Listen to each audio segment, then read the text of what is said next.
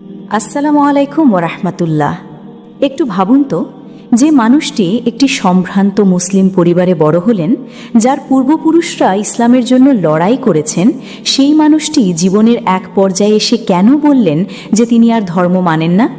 ধর্মের প্রতি এই অনীহা কি কোনো ক্ষোভ থেকে, নাকি জীবনের কঠিন বাস্তবতার চাপে?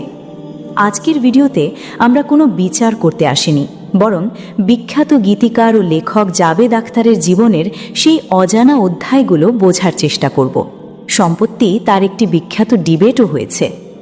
জাভেদ আখতার হিন্দি সিনেমার ইতিহাসের এক কিংবদন্তি নাম। 1945 সালে 17 জানুয়ারি মধ্যপ্রদেশের গোয়ালিয়রে তার জন্ম। তার রক্তে মিশেছিল জ্ঞান এবং সাহিত্য। তার বাবা জান নিসার আখতার ছিলেন প্রখ্যাত কবি, আর তার দাদা মাওলানা ফজলুল হক খায়রাবাদী ছিলেন একজন প্রখ্যাত আলেম। এমনকি 1857 সালে ব্রিটিশ বিরোধী আন্দোলনেও তার দাদার ভূমিকা ছিল অপরিসীম। শৈশবটা তার কেটেছিল কোরআন, শায়েরি আর উর্দু সাহিত্যের এক গভীর আবহে।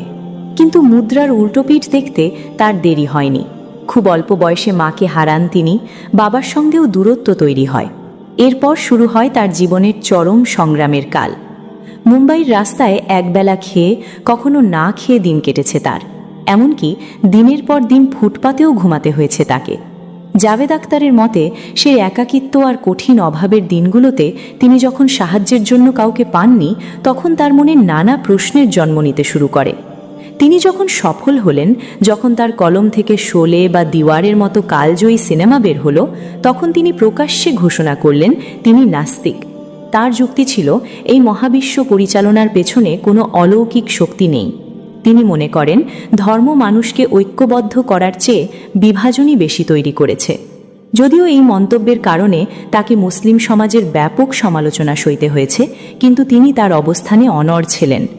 এখন প্রশ্ন আসে, জাভেদ আখতারের মতো মেধাবী একজন মানুষ কেন এমনটা ভাবলেন? ইসলামের দৃষ্টিকোণ থেকে দেখলে দেখা যায়, ঈমান বা বিশ্বাস কেবল জন্মসূত্রে পাওয়া কোনো পরিচয় নয়, এটি অন্তরের এক গভীর প্রশান্তি। ইসলামিক স্কলারদের মতে, অনেক সময় মানুষ যখন চরম সংকটে পারে এবং সেই মুহূর্তে তার পাশে দাঁড়ানোর মতো সঠিক দ্বীনি গাইডেন্স বা সঠিক পরিবেশ পায় না, তখন সে স্রষ্টার প্রতি অভিযোগ করতে শুরু করে।